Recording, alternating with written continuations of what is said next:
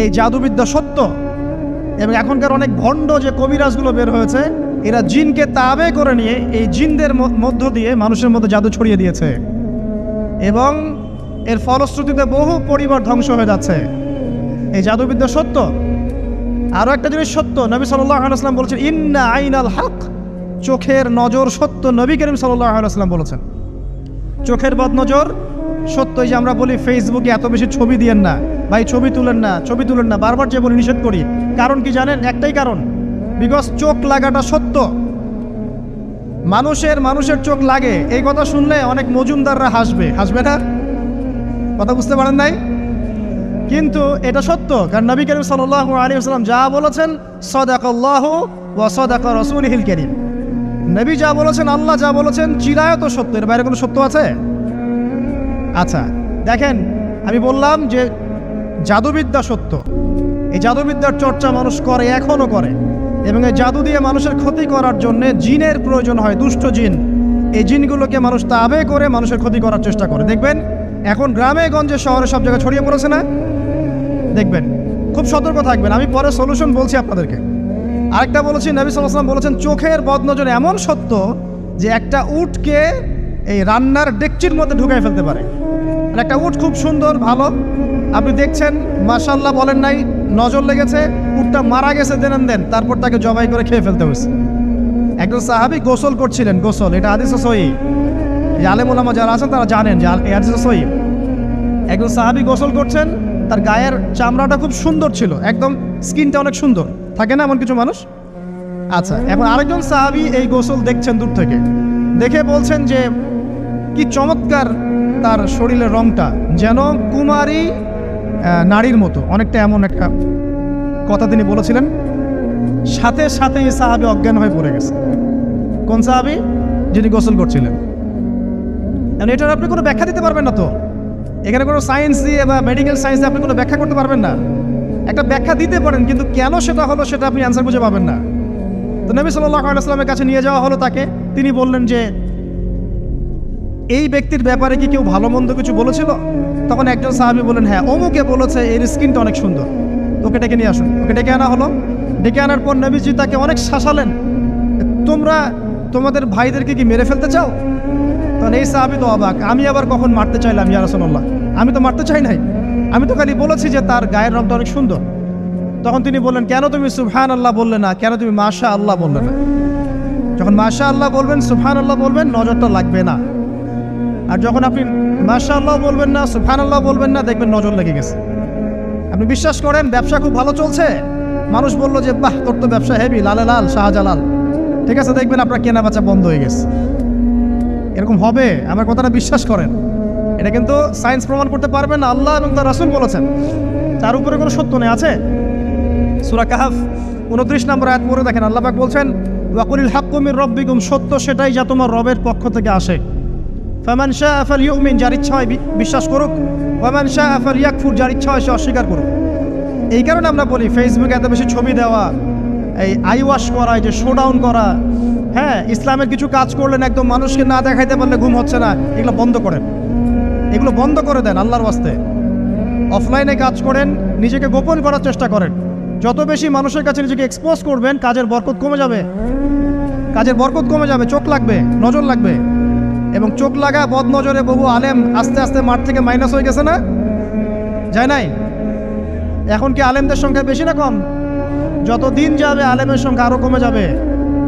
নবীজি বলেছেন আলেমদের সংখ্যা কমতে থাকবে, মানুষ জাহেলদেরকে আলেম বানিয়ে নেবে। তো প্রিয় ভাইরা, জাদুবিদ্যা সত্য, চোখের বদনজর সত্য, রাতের এই অনিষ্টগুলো সত্য, রাতের বেলা অনেক ক্ষতি আছে। এই জন্য নবীজি বলছেন বাচ্চাদেরকে বাইরে বের করো না, এবং তোমরাও রাত যখন গভীর হবে তখন এদিক ওদিক ঘোরাফেরা করো না। দেখবেন রাত যত গভীর হয় আমাদের শহরগুলো তত জীবিত হয়, তাই না? তাই না? রাত যত গভীর হচ্ছে শহর তত জীবিত হয়। চায়ের দোকানে আড্ডা বেশি, ওই সিনেমা দেখছে, টিভি দেখছে, ক্যারাম খেলছে, লুডো খেলছে, ঘুম নাই। ঘুম কখন? ফজরের আগে আগে।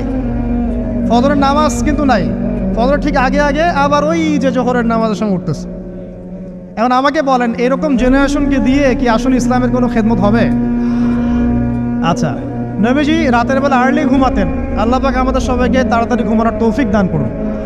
হ্যাঁ, আপনি ইলম চর্চা করলে রাত জেগে থাকতে পারেন, আপনি যদি জ্ঞান চর্চা করেন রাত জাগতে পারেন, আপনি কোনো গবেষণা করছেন, নামাজ পড়ছেন বা কোরআন হেফজ করছেন, আপনি রাতের আর্লি উঠবেন, এটা আলাদা বিষয়।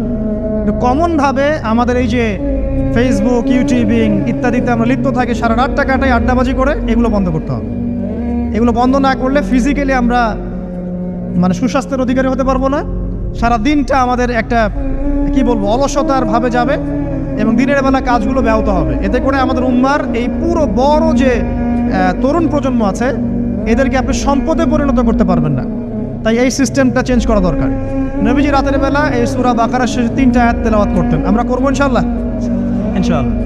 আরেকটা আমল বলে দেই, নবী করিম সাল্লাল্লাহু আলাইহি ওয়াসাল্লাম রাতের বেলা সূরা মুলক তেলাওয়াত করতেন। কোন সূরা এটা? কোন সূরা? তাবারাকাল্লাযী বিয়াদিহিল মুলক। কয়টা আয়াত আছে? 30টা আয়াত আছে। নবীজি বলেছেন সাল্লাল্লাহু আলাইহি ওয়াসাল্লাম এই সূরা আপনাকে কবরের আযাব থেকে বাঁচাবে ইনশাআল্লাহ। কবরের আযাব থেকে তো ভাই বাঁচা খুব সহজ নাকি? আমাদের মধ্যে এমন কেউ নাই, শোনেন, আমাদের মধ্যে এমন কেউ নাই আলেম জালেম মুফতি মুহাদ্দিস রাজনৈতিক নেতা পলিটিশিয়ান বিরোধী দল জাতি তারপরে যে সরকার দল যে আছে না কেন কবরের শাস্তি ফেস করবেন এমন একটা মানুষ নাই, কেউ নাই পৃথিবীতে। এই যে আপনি দেখছেন ওই যে কি ইসরায়েলের প্রধানমন্ত্রী, ওই রাশিয়ার প্রধানমন্ত্রী, ওই চায়নার সভ্যতা, পশ্চিমা সভ্যতা, এমন কেউ নাই পৃথিবীতে এখন যাকে কবরের শাস্তি ভোগ করতে হবে না। আছে? সবচেয়ে লঘু শাস্তি মানে লঘু চাপ, এটা বলতে গেলে আসলে আমি ভাষা হারায় ফেলি। তারপরে বলছি আল্লাহ পাক আমাদের সবাইকে হেফাজত করুন, আমিন। একজন সাহাবীর নাম সাদ বিন মুয়াজ। কি নাম? নবী করিম সাল্লাল্লাহু আলাইহি ওয়াসাল্লামের সাথে একদম ডান হাত হয়ে যুদ্ধ করেছেন দীর্ঘদিন। বদর তিনি বীর সেনা, উহুদের বীর সেনা, ঠিক আছে, খন্দকের যুদ্ধেও বীর বিক্রমে যুদ্ধ করেছেন। তিনি আনসার সাহাবী, একদম মদিনার নেতা সাহাবী। সব সাহাবী কিন্তু একরকম নন, কেউ ছিলেন নেতৃস্থানীয় সাহাবী, তিনি ছিলেন একজন নেতৃস্থানীয় সাহাবী, ঠিক আছে, সাদ বিন মুয়াজ। নবী করিম সাল্লাল্লাহু আলাইহি ওয়াসাল্লাম এত ভালোবাসতেন তাকে, এত ভালোবাসতেন যে তাকে নিজের মনে করতেন যে সাদ বিন মুয়াজ আনসাররা আমার নিজের। চারটাখানি কথা। এই সাহাবীর খন্দকের যুদ্ধে এই যে হাতের এই দিকে সম্ভবত হাতের এই রগের মধ্যে একটা তীর এসে লাগে এখানে, এবং তীরটা তিনি বের করতে গিয়ে রক্তটা ছিঁড়ে যায়। এরপর ফিনকি দিয়ে রক্ত বের হওয়া শুরু হয়। চিকিৎসা করে করে রক্ত বন্ধ করা যায় নাই, এবং এই রক্তের প্রবাহিত রক্তেই আল্লাহর ইচ্ছায় তিনি শাহাদাত বরণ করেন, তিনি ইন্তেকাল করেন। নবী করিম সাল্লাল্লাহু আলাইহি ওয়াসাল্লাম প্রচণ্ড ব্যথিত হন, মানে মনটা তার খুব নরম হয়ে যায় সাদ বিন মুয়াজ রাদিয়াল্লাহু আনহুর জন্য। তো এই সাহাবীর যখন জানাজার নামাজ পড়ানো হচ্ছে, নবীজি বলছেন 70,000 ফেরেশতা তার নামাজে অংশ নিয়েছে। আর এই সাহাবীকে যখন কবরে শোয়ানো হয়েছে, নবী করিম সাল্লাল্লাহু আলাইহি ওয়াসাল্লাম পরে জানিয়েছেন কবরের যে মৃদু চাপ, সাদ বিন মুয়াজ রাদিয়াল্লাহু আনহুর কবরেও সেই মৃদু চাপ দেওয়া হয়েছে। আমি কি বুঝাতে পারলাম ভাই? আমাদের কোনো দাম আছে এখনকার পলিটিশিয়ানদের কোনো দাম আছে? এখনকার সমাজ নেতার কোনো দাম আছে? এখনকার সুদখোরদের কোনো দাম আছে? এই ঘুষখোর দুর্নীতিবাজদের কোনো দাম আছে? আমরা যারা কাঠমোল্লা হয়ে আছি আমাদের কোনো দাম আছে? সাদ বিন মুয়াজ রাদিয়াল্লাহু আনহু যদি কবরের শাস্তি তাকে না ছাড়ে, প্রশ্নোত্তর পর্ব তাকে না ছাড়ে, আমরা পার পাবো? নবী করিম সাল্লাল্লাহু আলাইহি ওয়াসাল্লাম বলছেন সূরা মুলক তেলাওয়াত করো রাতের বেলা, ইনশাআল্লাহ সূরা মুলকের তেলাওয়াত কবরের আযাব থেকে তোমাকে বাঁচাবে। আর আমাদের তো ভাই কবরে সবাই সাথে যাবে না, গার্লফ্রেন্ড যাবে না, বাপ মা ভাই বোন সবাই যাবে না। একজন ব্যক্তি সুদ খাচ্ছে, জিজ্ঞাসা করে দেখেন কেন খায়, বলবে তার সন্তানের জন্য খায়, তার বউয়ের জন্য খায়, তার মা বাবাকে দেখতে হবে তাই খায়, তাই না?